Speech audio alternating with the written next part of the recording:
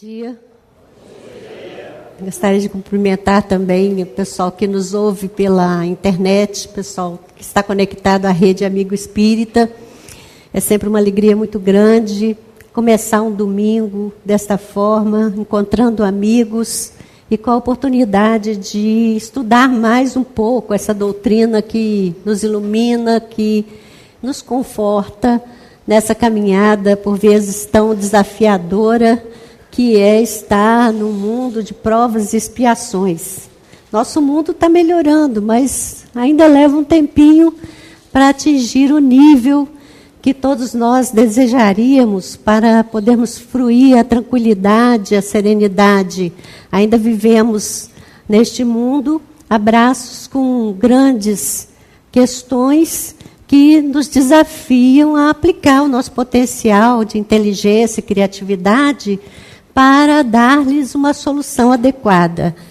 Então, o movimento espírita é uma grande rede de instituições que trabalham por essa mobilização idealista de realizar na Terra essa sociedade fraterna, que é a proposta de Jesus. Então, é uma rede que existe, está consolidada, e só demandando mesmo nosso empenho, cada um no nível em que se pode colocar dentro desse processo, porque é um trabalho movido pelo desejo de contribuir sem qualquer remuneração, o que não é fácil num mundo mercantilista como ainda é o nosso. Então, toda uma rede que movimenta pessoas, nós temos notícias pelo censo de pouco mais de 2 milhões, mas temos certeza de que são mais pessoas, porque nós temos 14 mil instituições em todo o Brasil, que são geridas e movimentadas pelo desejo de contribuir com esse ideal de paz, de fraternidade. É muito bom fazer parte disso. Uma alegria muito grande. Então, Allan Kardec conversou muito com os espíritos sobre as questões que compõem esse tema que nós vamos examinar hoje. E parece que todo o começo desse exame, ele tem que partir da constatação de que nós não vivemos num universo movido por forças aleatórias. Existe um planejamento, existe uma intencionalidade. Então, a primeira questão é relativa à existência dessa inteligência suprema que cria o universo e o mantém. E Kardec, indagando aos espíritos sobre como nós poderíamos ter essa convicção da existência de Deus, eles dizem que num axioma que é aplicado normalmente nas ciências do mundo, que é aquele de que não há efeito sem causa. Se você olha o universo e você percebe no universo uma organização inteligente, você tem que pressupor uma causa inteligente. Não teria lógica não ser assim. E é muito fácil observar, por exemplo, quando a gente percebe aquele móbile, tem um móbile que é composto de pequenas varetas de metal, você já deve ter visto, que as pessoas costumam colocar na varanda, e movido pelo vento, aquelas varetinhas se tocam e produzem uma espécie de música. Mas é um som que observa-se que ele nasce desse contato que o vento realiza. É diferente quando você ouve, por exemplo, o badalar de um sino que te informa as horas. Como que o sino ia informar exatamente as horas se ele fosse movido pelo vento? Então, há uma diferença aí. Então, há uma força inteligente que intenciona alguma coisa. Então, é fácil perceber que todo efeito que intenciona, ele parte de uma inteligência, porque só a inteligência intenciona. E E não tem muita lógica olhar uma coisa tão estruturada quanto o universo e achar que nasceu de uma explosão. É claro que o Big Bang aconteceu, né? O Big Bang, a ciência já consegue perceber, recuando nesse exame, que de fato houve um momento em que essa explosão gerou todo o nosso universo conhecido. Mas é lógico também pensar, quando você observa o efeito de uma bomba que é lançada e você observa o efeito dos explosivos colocados estrategicamente para que um prédio caia. Né? Não é diferente? Então, a explosão aconteceu, mas de uma tal maneira organizada que gerou uma organização que funciona segundo leis matemáticas. Um desvio milimétrico nessas equações e já os astros não se sustentariam. A Lua cairia sobre a Terra, é a força centrífuga e centrípeta funcionando. Como isso? Se o mecanismo não nasce da inteligência que nós vemos, que é a inteligência humana, seguramente é proveniente de uma inteligência superior ao homem. A nossa própria inteligência é um atestado. Nós somos seres inteligentes. O nosso corpo é uma máquina perfeitamente organizada. Algo que cria um efeito assim só pode ser um ser inteligente superior a tudo isso. Então, a existência de Deus fica, logicamente, para nós demonstrada nesse exame. Então, se há uma inteligência que a tudo supervisiona, como nós podemos conhecê-la melhor? O desejo da criatura humana de perceber mais concretamente essa presença é grande. Os espíritos nos têm dito que não percebemos porque nos falta um sentido. Nós temos que desenvolver um sentido ainda para ter essa percepção mais concreta da presença do Criador em todo o universo. Seria como um ser que nasce cego querer saber como são as cores. Não tem como ele saber como são as cores, falta o sentido.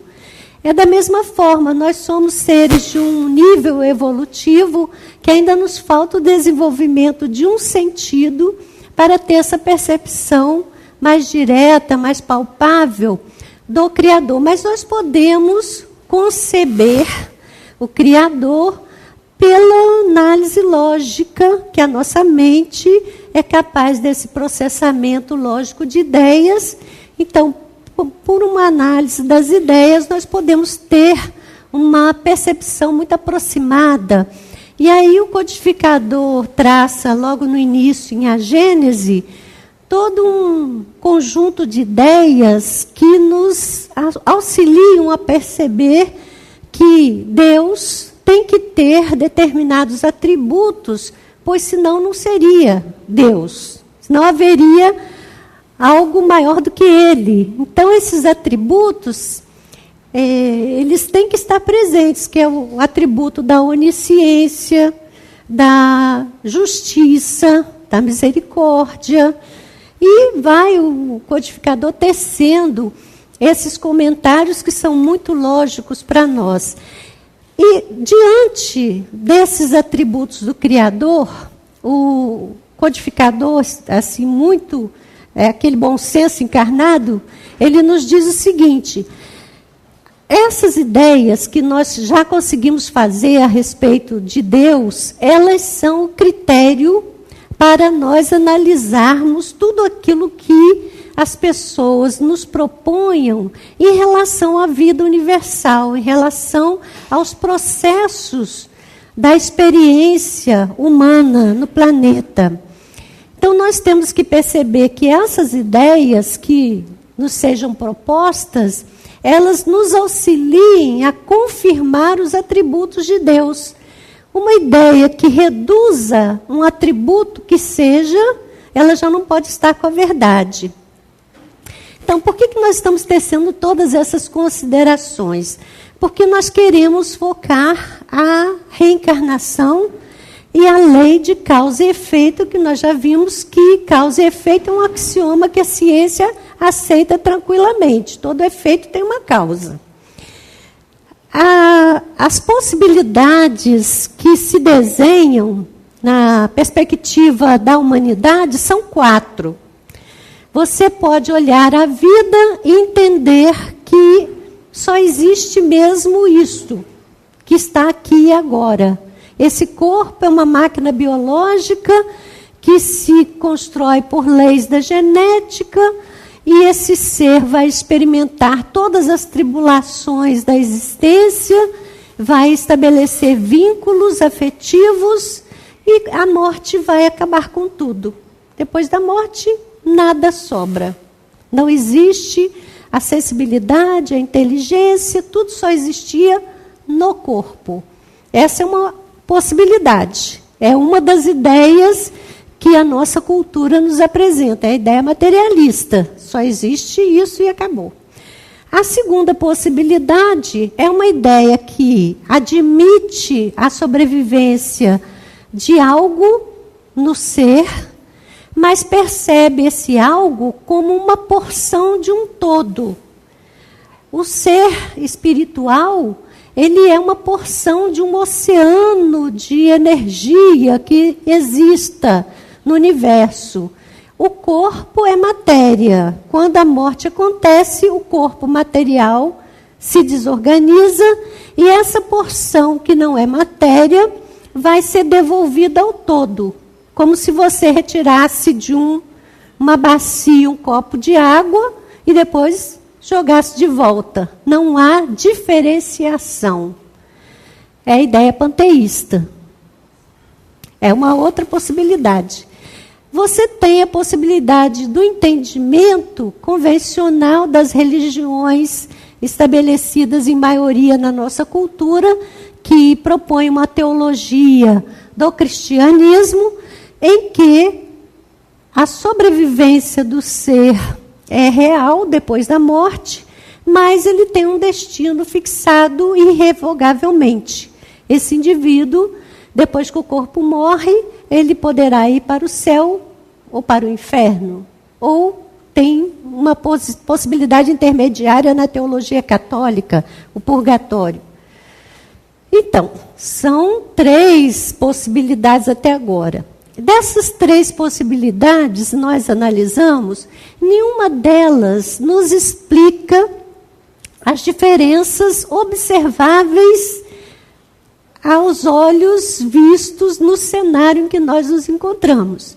Nós vemos no nosso cenário pessoas saudáveis, com condições de aprendizado, com uma vida de várias oportunidades, e nós vemos pessoas totalmente limitadas, impossibilitadas até de aprender. Pessoas que nascem portando limitações graves, idiotia, hidrocefalia, uma série de limites. Nós vemos pessoas que vivem em meios muito pobres, mas desenvolvem uma vida digna, e nós vemos seres que nascem com todas as oportunidades de uma situação financeira invejável, roubando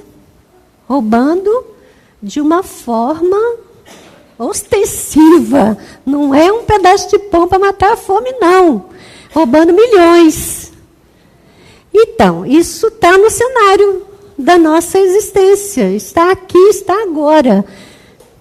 As 3 opções que a gente já focalizou não nos explicam essas diferenças de situações, de condições, muitas delas desde o berço. Como explicar essa situação e isso nos ajudar a perceber a inteligência suprema como misericordiosa e justa. Como equilibrar esses 2 atributos, justiça e misericórdia? E ainda podemos focalizar o fato de que há seres que já passaram pelo cenário humano, revelando uma extraordinária condição espiritual. Pessoas abnegadas, pessoas dedicadas ao bem, como um São Francisco de Assis, que tendo nascido numa família abastada, abriu mão de toda a riqueza para servir aos pobres. São seres que estão no cenário da humanidade, enquanto que há aqueles que se dedicam ao crime. Será que tudo chegou à morte, tudo se iguala no nada? Ou tudo volta a um todo, que todo é esse que absorve tanto o criminoso quanto o indivíduo que é santo, nesse nosso entendimento da capacidade extraordinária de se doar? Será que é assim? Ou será que realmente é céu e inferno como uma possibilidade que se bifurca, mas que não explica para nós as condições daquele que nasce no meio promíscuo e não teve oportunidades e por isso se enredou nesse caminho de crimes? Isso não nos ajuda a conciliar esses dois atributos divinos. Daí a doutrina espírita nos trazer a quarta via. A quarta via das possibilidades de entendimento é exatamente a reencarnação. A reencarnação é a oportunidade que o indivíduo tem de construir-se nesse projeto de aperfeiçoamento. E aí, quando você olha a vida por esse prisma, tudo se explica. Quando você vê o marginal e você vê o abnegado, você percebe seres em etapas diferentes da evolução. Um já construiu a virtude que está em potencial dentro de todos nós. O outro ainda não construiu, mas poderá fazê-lo. Ele não está excluído dessa possibilidade. Porque justiça é importante no processo do nosso crescimento, do nosso desenvolvimento. Mas nós precisamos entender a justiça temperada pela misericórdia.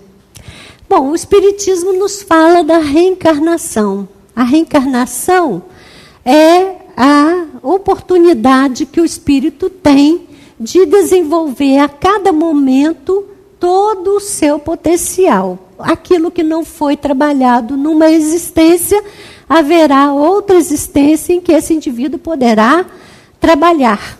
E ele vai atingir o patamar de ser plenamente desenvolvido em um determinado momento do seu processo evolutivo. Desde que o mundo é mundo, isso instiga o ser humano. Nós vamos nos lembrar que do Velho Testamento para o Novo ficou uma percepção muito forte da lei de causa e efeito, no sentido da lei de Talião, do olho por olho, dente por dente. Então, essa era a percepção no Velho Testamento. O curioso é observar que, se formos pesquisar, essa lei, de fato, não está no ensinamento contido no Velho Testamento. Ela está num ensinamento que foi dado para um outro povo, o povo babilônio. A lei de Talião, Lex Talium, é uma ordenação das leis ditadas ao povo babilônio. O povo hebreu, por um período da sua história, ele ficou escravizado na Babilônia. E daí ter absorvido essa proposição, que não está no ensino que foi dado aos antigos, dentro daquelas vertentes que estão presentes nos profetas, no Velho Testamento. Se nós formos interpretar com cuidado, desde aquele momento, a misericórdia divina já era apresentada ao homem, mas nós fixamos mais o olho por olho, dente por dente. O Mahatma Gandhi, ele disse certa vez que se essa lei fosse verdadeira, nós seríamos todos cegos e desdentados. Aí olho por olho, dente por dente, haja dente, né? Para poder resgatar todas as nossas dificuldades. Então, não sei se vocês pensam, mas a gente às vezes acha que lei de talião é alguém chamado Talião que propôs essa lei. Na verdade, lex talium, lex é lei em latim. Talium é tal e qual, semelhante. É do Hammurabi, exatamente. Então, é lei do tal e qual. Quer dizer, aquilo que você fez ao outro, você vai receber como penalidade. E consta que Moisés, de alguma forma, se aproveitou desse processo também, mas mais no sentido de atenuar o ímpeto agressivo que era muito forte naquele momento evolutivo. Que era um momento em que, se a pessoa fosse ofendida, ela se achava no direito de matar não só o ofensor, mas toda a sua família. Era uma agressividade muito grande. Então, para atenuar isso, não. Então, vai ser assim, se ele roubou uma cabra, você tem direito a uma cabra, mas não é exterminar todo o rebanho do outro. É uma forma de equilibrar as coisas, de amenizar. E, de qualquer modo, quando Jesus se apresentou no cenário humano, ele modificou essa história. Ele alterou essa concepção. Não cabe rebater, devolver. Se alguém bate na sua face, você seja corajoso o suficiente para não revidar. Parece que a coragem é você entrar na briga. Mas essa é a perspectiva humana. Da perspectiva espiritual, há muito mais coragem você segurar o seu ímpeto de contra-atacar e ser capaz de interagir com o outro de forma pacífica. E aí, na fala de Jesus, dê a outra face. Quer dizer, não revide. É difícil, mas essa é a fala de Jesus. Jesus também, na sua fala muito clara, ele diz assim: qual é o filho que pede ao pai um pão e ele dá uma pedra? Qual é o filho que pede ao pai um peixe e ele dá uma serpente? Ora, se sois imperfeitos e sabeis dar boas coisas aos vossos filhos, quanto mais o Pai Celestial. Então, ele está mudando a configuração do nosso entendimento a respeito de causa e efeito. A reencarnação se processa num caminho de arrependimento, expiação e reparação. 3 etapas que você precisa cumprir para prosseguir no seu caminho evolutivo. Então, as nossas imperfeições, elas nos levam a assumir atitudes, palavras, atos, pensamentos na contramão da lei divina. Então, quando isso se dá, nós engendramos um sofrimento em torno de nós. Ainda que isso não seja intencional, a nossa imperfeição gera sofrimento. Qual é a proposta da reencarnação? É que, vivenciando os desafios da vida, você corrija as suas imperfeições. E no lugar delas, você construa, desenvolva virtudes que você tem em potencial. Elas já estão dentro de você. Então, você só precisa permitir que elas aflorem. Então, na medida em que uma virtude se desenvolva, ela anula uma imperfeição. E aí, a sua ação, em lugar de produzir sofrimento, ela produz alegria em torno, conforto em torno. No Código Penal da Vida Futura, que está no céu e inferno, a equação existe para você calcular. A questão é a seguinte: cada imperfeição não corrigida é fonte de um sofrimento. Esse sofrimento, ele está presente em você e você ocasiona o outro. Cada virtude, ela é fonte de uma alegria que você experimenta e proporciona ao outro. E a equação é você perceber na sua existência qual é a proporção de sofrimento e de alegria. Você pode analisar. Os seus sofrimentos, os que estão presentes na sua experiência, eles estão falando de imperfeições não corrigidas em você mesmo. O outro não é o demônio. O outro não é o adversário. O outro é alguém que está te desafiando a olhar para si mesmo, a analisar a sua condição e a trabalhar em você aquilo que é fonte de dor. É esse o processo. E esse processo, ele nos permite visualizar de uma forma muito palpável esse equilíbrio entre os dois atributos divinos, justiça e misericórdia. Porque não haveria misericórdia em condenar alguém por uma experiência que fosse de 100 anos. Né? Pouca gente consegue vivenciar tanto tempo na Terra, mas que fosse 100 anos, essa pessoa seria condenada a uma eternidade de sofrimento por 100 anos?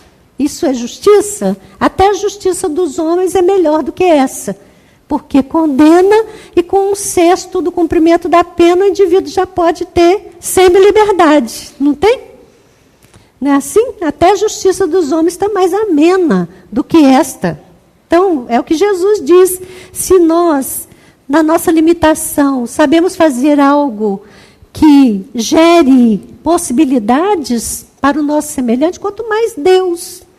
Então, essa coisa da condenação eterna não tem sentido, não tem lógica.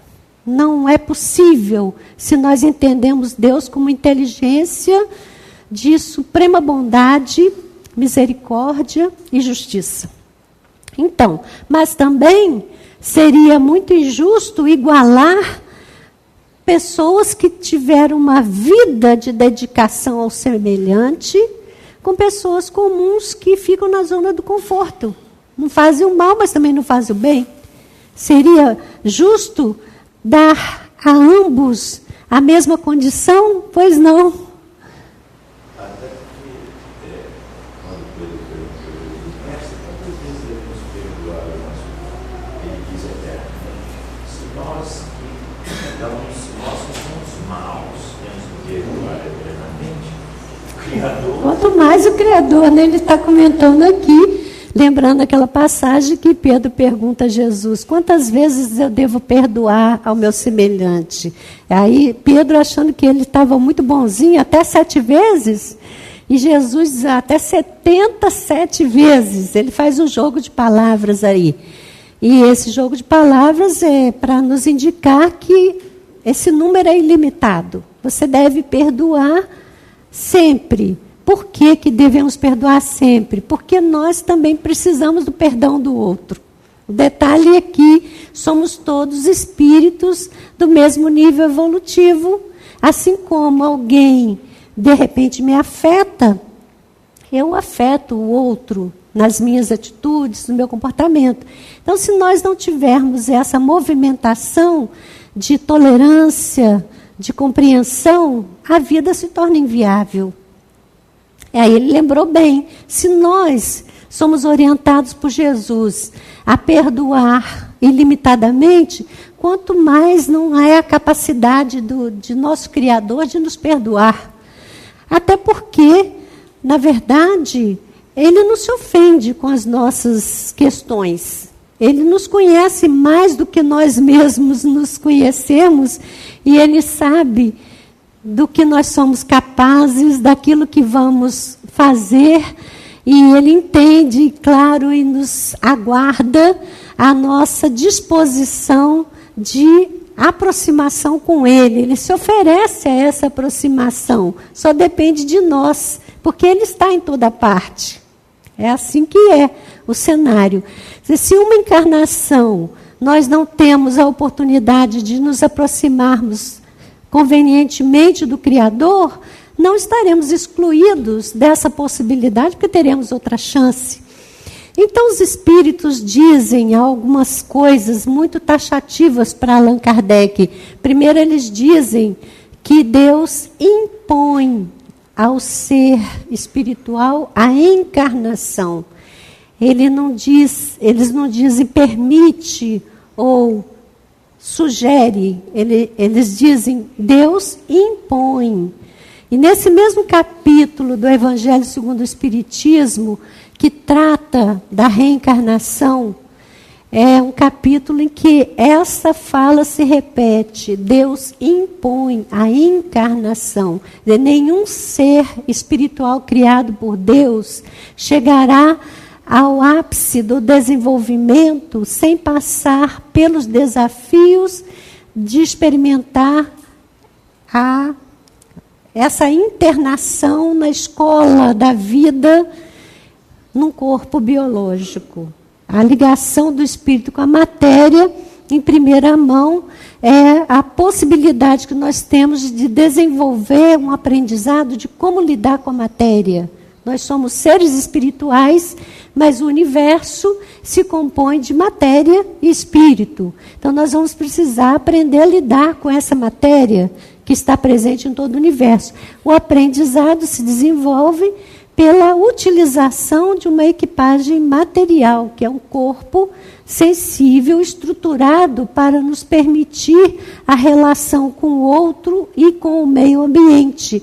Então, estamos aqui desenvolvendo esse aprendizado. Não há a possibilidade de se pensar que na criação Deus tenha gerado seres já perfeitos, como os anjos. No tempo da nossa infância espiritual, acreditávamos nisso. Os anjos seriam seres privilegiados, já criados assim. A doutrina espírita corrige esse nosso entendimento. Os anjos existem sim.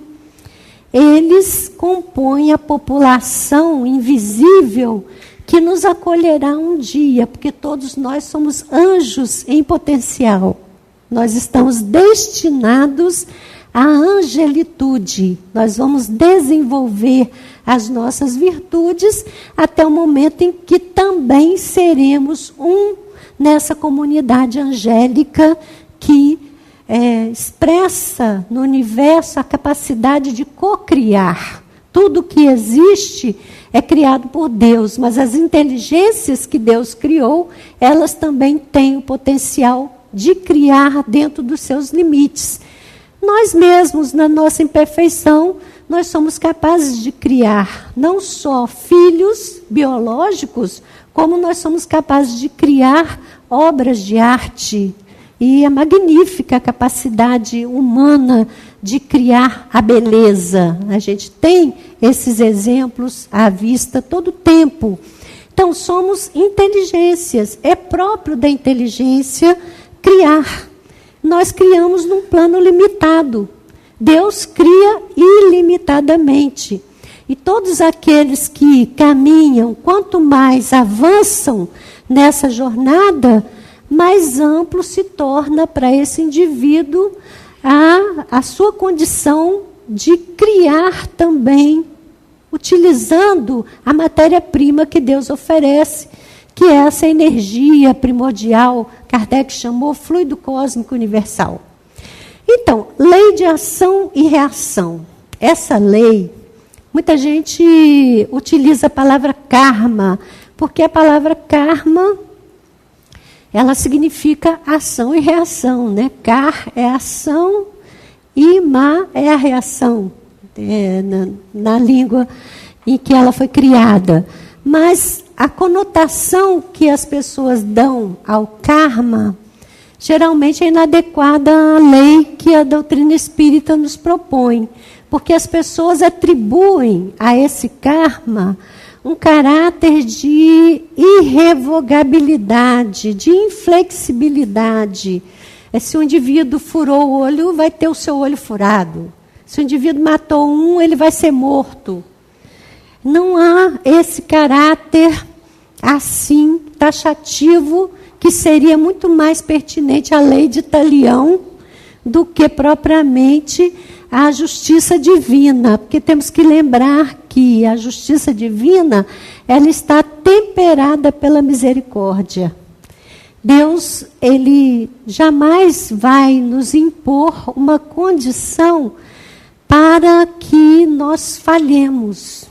Ele vai nos dar toda a oportunidade de superação para o nosso crescimento. Ele é um pai, ele é amoroso, ele quer que sejamos felizes, ele nos cria para isto. Então não tem muita lógica nós pensarmos que a coisa é assim nesse processo duro e inflexível. Se nós olharmos toda a bibliografia espírita e começarmos a perceber o caráter de sofrimento que decorre da ação agressiva, ele só é mais forte enquanto o indivíduo não despertou. Por isso que no Código Penal da Vida Futura, Allan Kardec trabalha a regeneração com esses 3 focos. Primeiro, arrependimento. Segundo, a expiação. Terceiro, a reparação.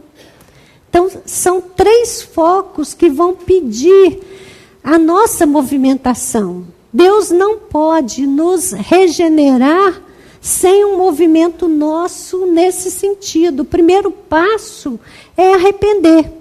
Como que a gente arrepende? Tomando consciência de que o que está acontecendo, o que eu estou produzindo, significa uma dor para o outro. Se eu não tenho essa sensibilidade, eu vou continuar gerando esses motivos de dor. E aí a vida é até uma terapêutica homeopática, né? O semelhante cura o semelhante. É a terapêutica da vida. Eu vou vivenciar um sofrimento semelhante àquele que eu estou impondo, porque eu não consigo perceber o que o outro está sentindo. Eu vou ter que sentir na minha pele. Então, enquanto eu não tiver sensibilidade para perceber o que eu estou impondo ao outro, a vida vai me propor a vivência daquela dor. E no mundo de provas e expiações, nós temos sido instrumentos dos sofrimentos uns dos outros. Mas não precisa ser assim. No momento que você toma consciência e você renova os seus propósitos, a vida te proporciona outras oportunidades.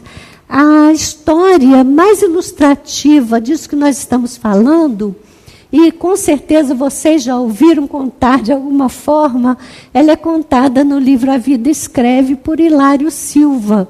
É a história de um companheiro que era um operário modelo, uma pessoa comprometida com a seriedade, a responsabilidade, trabalhava numa fábrica. Ele era um cidadão honestíssimo, um pai de família exemplar. Esse cidadão era reconhecido na comunidade pelas suas tendências ao bem, à solidariedade. Ele ajudava a todos os que ele podia ajudar. Era realmente uma pessoa modelo na sociedade. Esse cidadão, determinada ocorrência na fábrica em que trabalhava, ele teve o seu braço atingido seriamente por uma máquina. E todos ficaram impactados com o sofrimento dele. Mas por que essa pessoa está vivendo esse sofrimento? Era um cidadão espírita, frequentador, responsável, trabalhador da casa espírita. E todos ficaram impactados com essa condição tão boa. Por que uma pessoa tão boa vai passar por esse processo? E as pessoas que usam a mão para roubar, para agredir, estão aí com o braço perfeito? Como é isto? E a história que Hilário conta diz que ele próprio, ele ficou meio abalado com tudo tudo o que lhe aconteceu, ele se questionava: o que eu fiz errado nessa vida para acontecer isto? Foi levado imediatamente ao hospital, atendido com a perícia médica. O braço dele foi salvo, mas ele perdeu o polegar. Não teve jeito de salvar o polegar. E ele, naquela semana do acidente, com o braço enfaixado, comparece à reunião da Casa Espírita, reunião mediúnica. Depois dos trabalhos realizados, o mentor fala diretamente com ele: meu amigo, eu sei que você está abatido com o que te aconteceu, mas o que ocorre é que você programou isto. Você, na vida passada, por um deslize do seu subalterno, você enfiou o braço dele numa moenda de cana e decepou o braço dele. Você caiu em si, se arrependeu, programou uma existência que você iria experimentar a dor que você causou. Mas a sua atitude desde cedo foi tão adequada nesse caminho de solidariedade, fraternidade, nessa sua identificação com a mensagem consoladora do Espiritismo, tendo sido sempre um exemplo de alguém que entendeu esse espírito e está procurando se corrigir, que no momento aprazado que você deveria perder o braço, perdeu só o dedo. Seguramente vocês já ouviram contar essa história. Ela é contada por Hilário Silva. Vale a pena ler diretamente essa história no livro A Vida Escreve. Ela é ilustrativa disso que nós estamos falando. As nossas ações, elas não se perdem no tempo. O que você realiza se projeta no outro, cria efeitos, mas fica registrado em você. Tudo que você faz, registra-se em você mesmo. E esse registro, em um dado momento na sua história, vai te pedir consciência. E o arrependimento é o primeiro passo. Então, arrependeu-se, o segundo passo, você vai vivenciar de alguma forma esse sofrimento. Não precisa ser tal e qual, não é lei de talião, né? Não precisa ser tal e qual. Vai ser atenuado pela misericórdia divina que te enseja oportunidade de se conectar com a vida em outras bases. Então, quando você estabelece conexões favoráveis, toda essa energia boa que é gerada, ela te sustenta. E ela te envolve. No momento que você tem que enfrentar o seu grande desafio, você tem algo que te estrutura e que atenua os efeitos daquele projeto que você mesmo idealizou. Então, a expiação é necessária.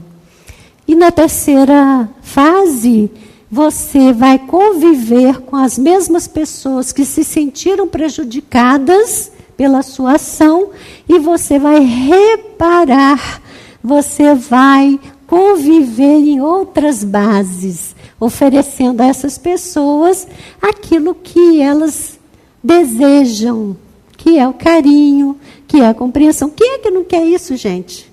Quem é que não quer ser compreendido, ser aceito, ter suas falhas relevadas? Todos nós queremos. Quer dizer, Deus é tão misericordioso que Ele nos faz igualmente sensíveis à dor.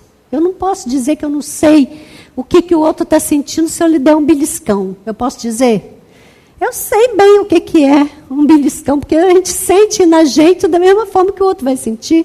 Nós somos iguais perante a dor. Não adianta condição acadêmica, não adianta o diploma, não adianta a riqueza. A dor me afeta, como afeta qualquer outro. Então, eu posso compreender a dor do outro. Se eu desenvolvo em mim essa sensibilidade e eu me movo no sentido de atenuar para ele a situação de sofrimento, eu estou trabalhando em meu próprio favor. Essa é a lei de ação e reação. É assim que a reencarnação abre para nós continuamente novas portas. Nós estamos no Brasil, vivendo o século 21. Nós estamos no movimento espírita, temos recebido dos espíritos todas as orientações a respeito da nossa própria caminhada.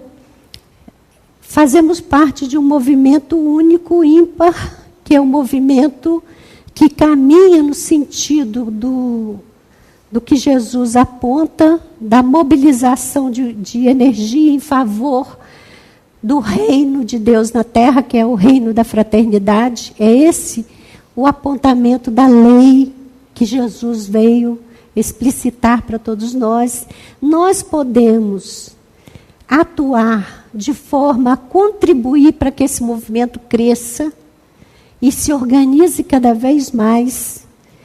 Ele está na contramão do mundo. Jesus diz isso muito bem no Sermão da Montanha. Bem-aventurados sereis quando vos injuriarem, falarem mal por causa do meu nome.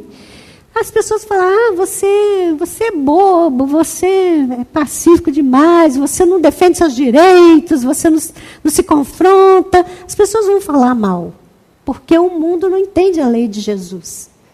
O mundo se diz cristão, mas não pratica as leis que ele trouxe. A doutrina espírita nos ajuda a entender melhor e a praticar. Vão falar mal, mas não importa. Nós seremos bem-aventurados se, apesar disso, nós entendermos o papel que nos cabe nesse cenário, porque cabe fazer desse país o coração do mundo, a pátria do Evangelho. Na verdade, se você olhar a quantidade de gente conectada ao Evangelho, o Brasil já é a pátria do Evangelho. Você soma católicos, evangélicos, espíritas e outras vertentes, você tem a maioria da população brasileira. Já é a pátria do Evangelho. Agora resta fazer dele o coração do mundo. Para ser coração do mundo, nós precisamos desenvolver a nossa sensibilidade, a nossa condição de viver num mundo difícil, corrupto, competitivo, individualista, mas nós sermos pessoas voltadas à solidariedade, ao entendimento do outro, ao bem. Essa é a proposta, né? Estamos no bom caminho. Já somos 14 mil instituições que se abrem durante a semana, oferecendo esse manancial de luzes que é a doutrina espírita. Quantos mais se aproximarão? Quantos mais também terão condição de reverter todo o processo do encaminhamento dessa encarnação e chegar à condição que é desejável, retornar à espiritualidade como um completista. Completista é aquele que realizou o projeto que estava programado para essa encarnação.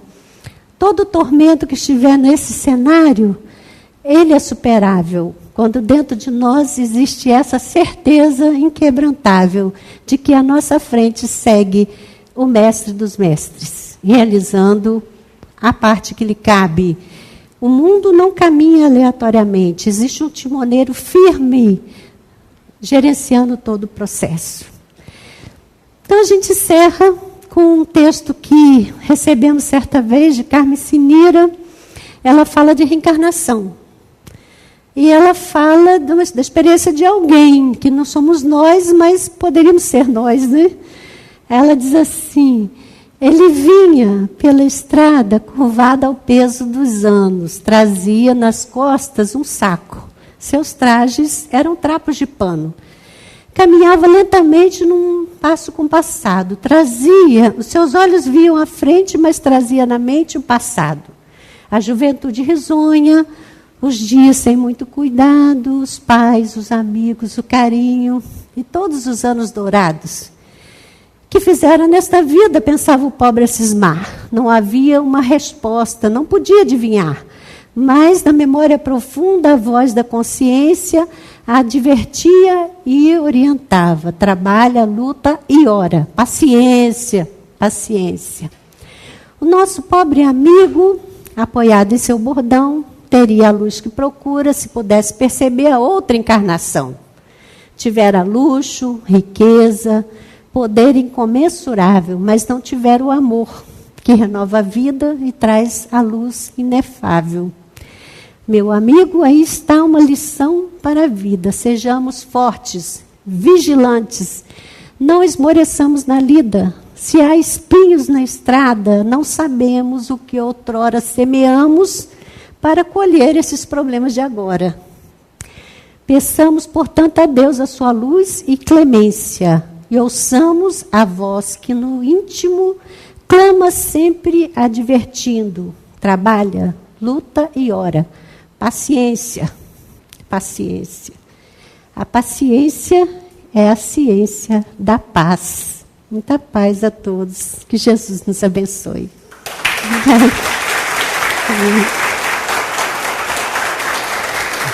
Valeu,